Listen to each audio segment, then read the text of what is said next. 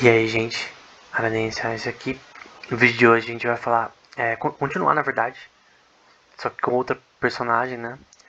Falando sobre os três matemáticos mais ferrados da Revolução Francesa, né? Que viveram nesse período, que ocorreu essa transição, né? Para a Revolução Francesa e a República, né? Que é o Évariste Galois, Sophie Germain, que vai ser hoje, né? E o Niels Abel, né? E normalmente a gente acha normal hoje em dia mulheres já estudarem na época da escola, depois na faculdade e ter uma vida acadêmica comum, embora ainda hoje não seja tão assim, talvez, assim, no sentido que ainda existe alguns problemas, que talvez em algumas áreas, como matemática, de repente física, na parte de ciência da computação, talvez ainda tenha alguns problemas relacionados à aceitação geral, mas do público feminino, mas no momento eu creio que já é algo normal em todas as áreas, mulheres serem aceitas para fazer qualquer tipo de serviço nessas áreas, seja na parte acadêmica ou na parte mais trabalhista, né? Mas antes não era assim, né?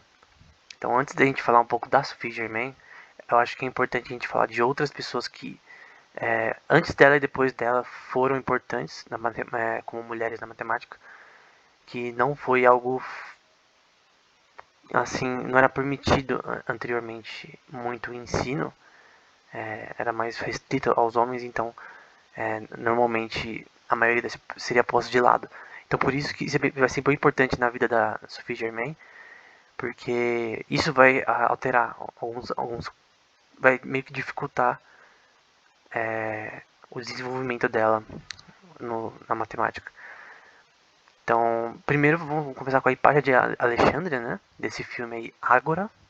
Ágora era um lugar meio que o mercado, né? O lugar em que você tinha discussões filosóficas no mundo grego, né?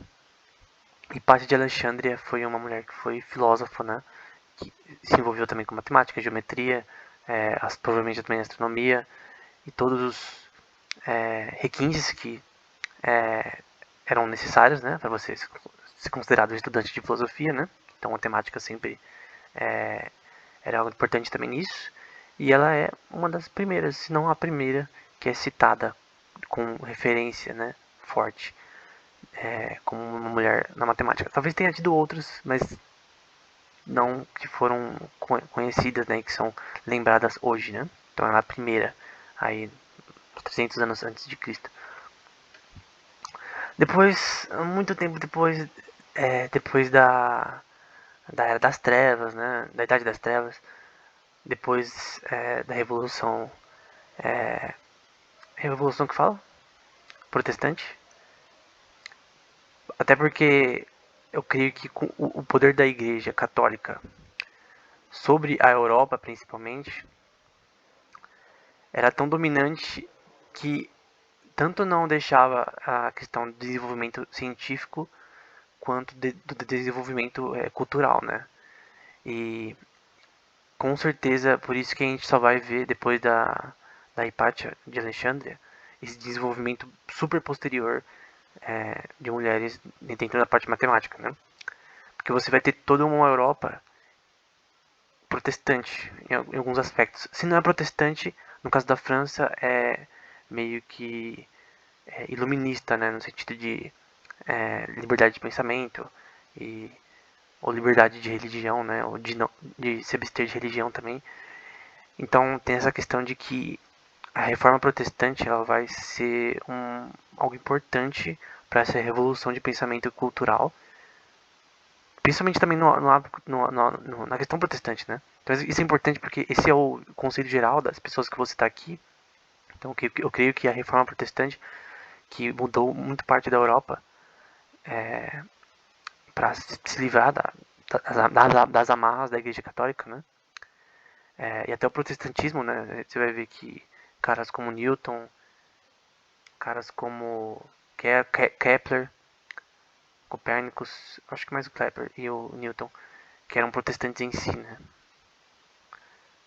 Tem essa questão de ter a liberdade científica que sempre foi necessária, só que nunca teve, como antes, né? Você vê que Galileu Galilei teve que sofrer por causa disso.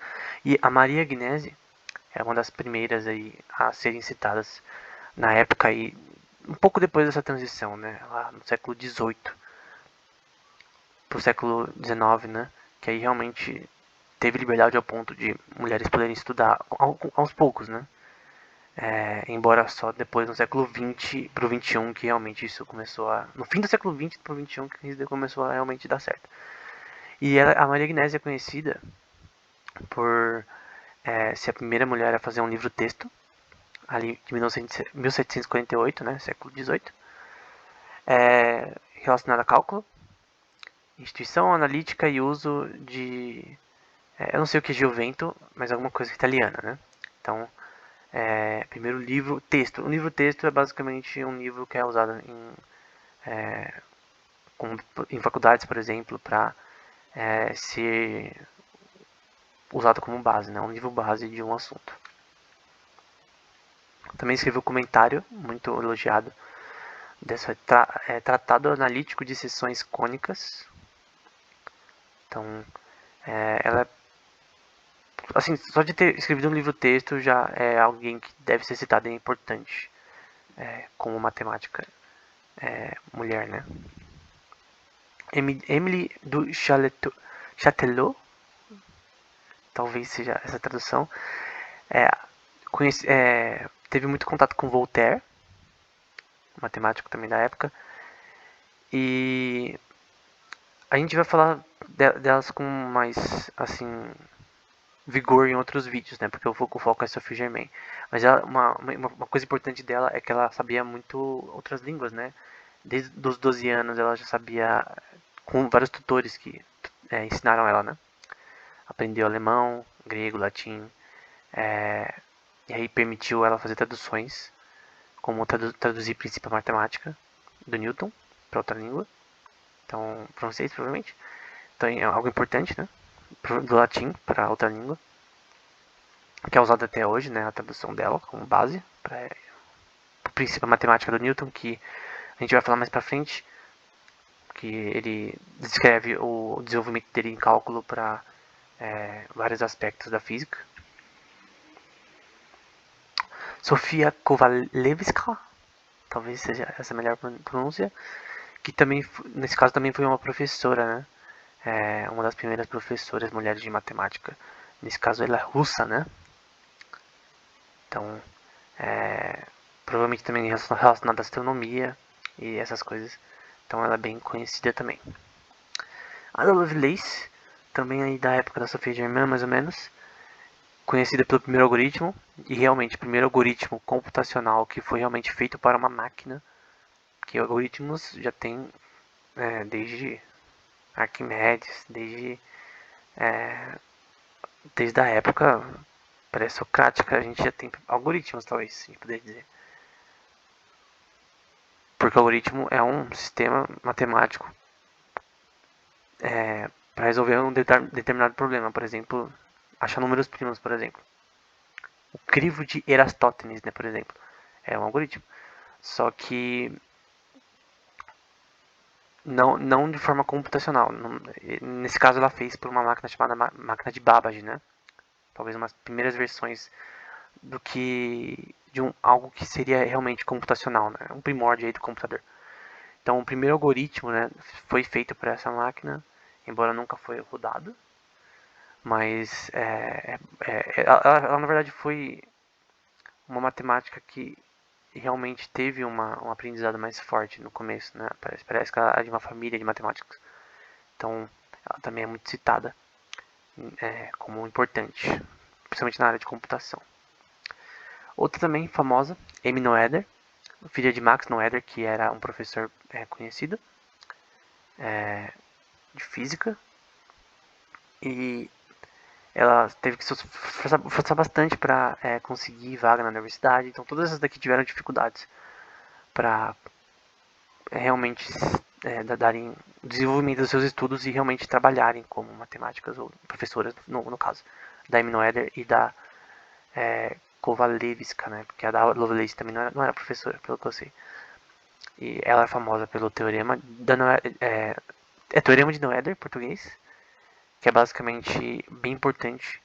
Ela aplicou, na verdade, focando nas equações de Einstein relacionado à relatividade. Ela tentou mostrar, e com sucesso mostrou, a simetria dentro da física, né? A simetria dentro de relacionada à conservação de energia na física, né? Então, é relacionado também a chamada teoria dos grupos.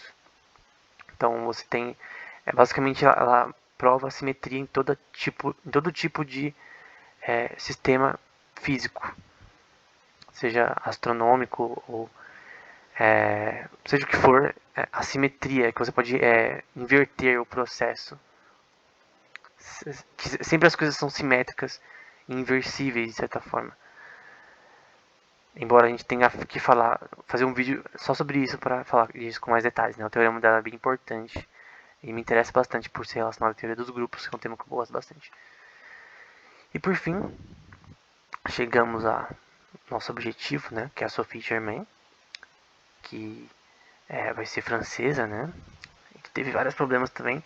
Então é legal citar essa história de outras mulheres também na matemática, porque os problemas delas, o problema da Sophie, ela vai ser bem relevante para a trajetória dela, para ela realmente começar a estudar, desde a família até na faculdade em si, ela vai ter problemas por ser mulher nessa época. Então era isso, no próximo vídeo a gente continua.